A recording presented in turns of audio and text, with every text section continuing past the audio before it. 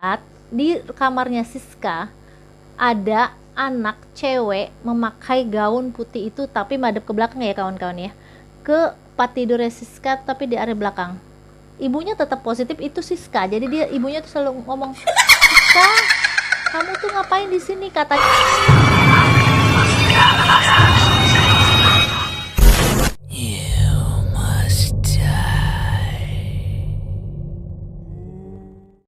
Assalamualaikum warahmatullahi wabarakatuh.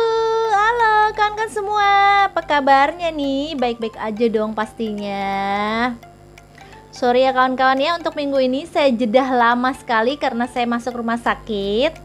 Jadi saya hari ini mau kembali bercerita. Seperti biasa dong, kalau saya udah ada di layar kaca kalian, saya mau bercerita.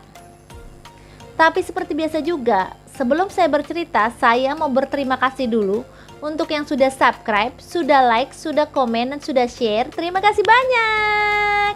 Yang belum masih ditungguin subscribe, jangan lupa ya kawan-kawan, di komen aja, di share apalagi. Saya tunggu. Kawan-kawan, kali ini saya mau bercerita yang datangnya dari teman Facebook saya. Namanya Mbak Siska, Facebooknya Siska Imut ya, Siska Imut. Nah, beliau ini mengirimkan sebuah cerita kepada saya. Cerita apa sih ya Mbak Siska kali ini? Siska bercerita tentang dirinya waktu SMP kawan-kawan. Kita langsung aja ya ke ceritanya. Ceritanya berjudul Gaun Putih. Kenapa gaun putih ya? Begini ceritanya.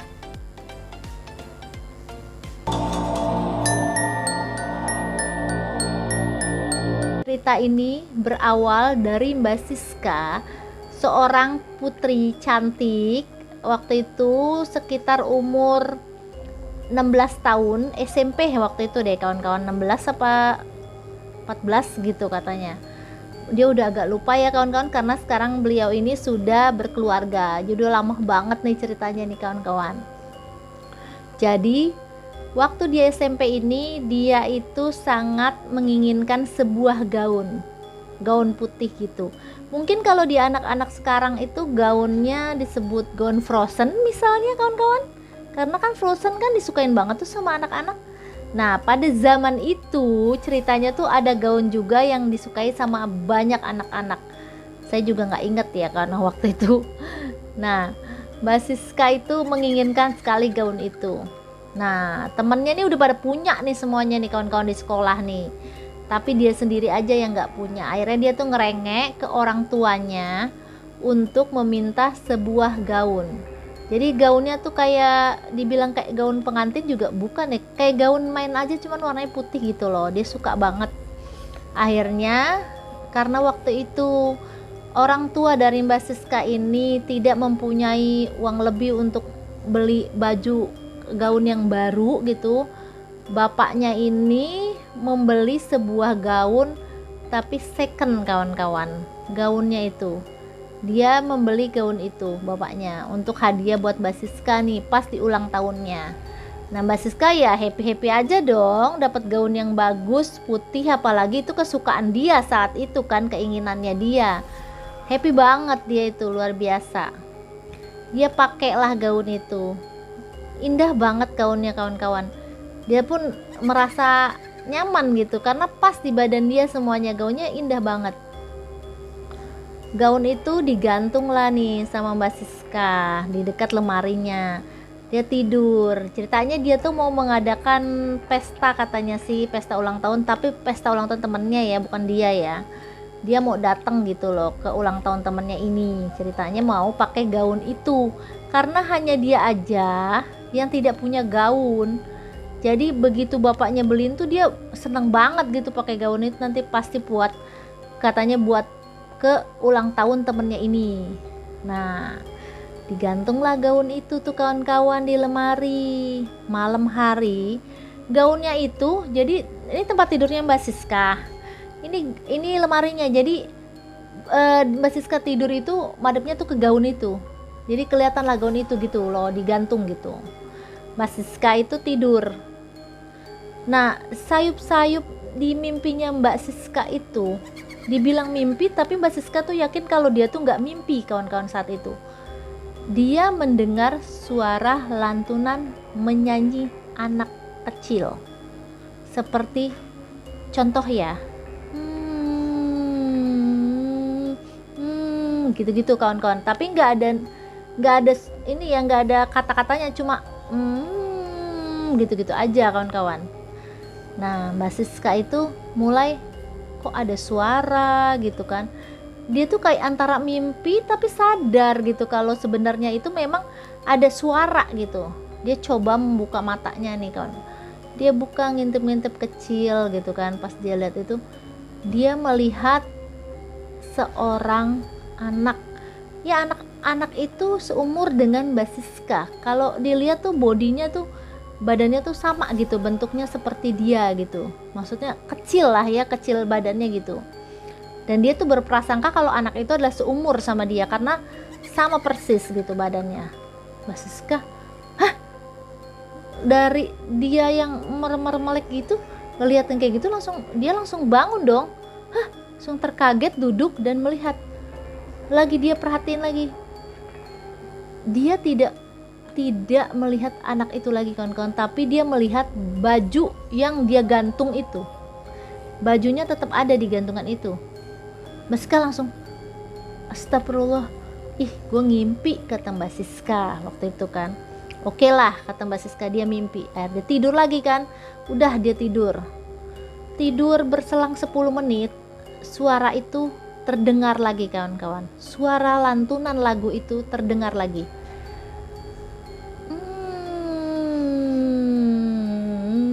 Gitulah pokoknya ya. Nah Mbak Siska tuh yang dengar suara itu kembali lagi, ih penasaran, suara dari mana sih gitu kan, kok ada suara jam segini. Dia buka-buka mata tuh, merem-merem gitu kan, ngintip-ngintip kawan-kawan. Dia kembali melihat anak kecil itu memakai gaun yang dibelikan ayahnya. Mbak Siska pun langsung,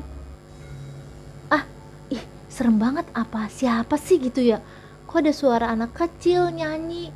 Terus dia ngintip-ngintip gitu, ngeliat-ngeliat gitu, ternyata dia lihat tuh ada anak kecil pakai baju gaun yang dibeliin ayahnya itu, sambil yang muter-muter gitu kawan-kawan, sambil gitu-gitu. Akhirnya Mbak Siska yang melihat hal itu kan, dia takut dong, takut membuka matanya, jadi tutupin mukanya gitu pakai bantal, ya Allah takut gitu kan. Dia nggak berani itu kawan-kawan, dia nggak berani bangun. Akhirnya dia ketiduran sampai dengan pagi hari. Di pagi hari itu Mbak Siska tuh mulai takut gitu kan. Terus ibunya bilang, sis ntar malam jadi kamu katanya mau pergi pakai baju itu, udah dilondrin loh, kata mamahnya gitu kan. Emang baju itu udah rapih kan, udah dilondrin. Siska bilang, kayaknya nggak usah deh mah. Kok nggak usah gitu kan, kamu katanya pengen pakai baju gaun kayak teman-teman yang lain. Aduh pakai baju yang lain aja deh, kata si Siska. Tapi kata mamahnya, ih aneh banget sih, katanya udah dibeliin, udah katanya mama laundryin, kok katanya kamu nggak mau pakai gitu pada saat itu kan. Terus si Siska bilang, enggak mah, nggak mau. Dia nggak berani untuk berkata gitu sama mamanya, dia nggak berani untuk bercerita hal yang sebenarnya dia lihat gitu kawan-kawan pada saat itu. Udahlah akhirnya si Siska, malam pun tiba nih kawan-kawan, jam 7 malam Siska itu sudah berangkat. Dia nggak jadi ya pakai baju itu, dia nggak jadi sama sekali, jadi baju itu tinggal di rumah kan.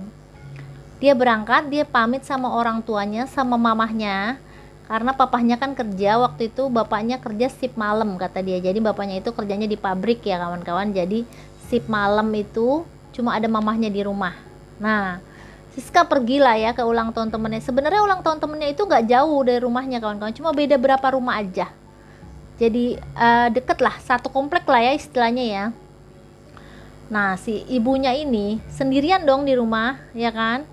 Pas dia sendirian itu, ibunya tuh dengar suara langkah kaki di atas, karena rumahnya Siska itu atas bawah, jadi lantai 2 gitu kan. Di lantai 2 tuh ada suara lari-lari gitu.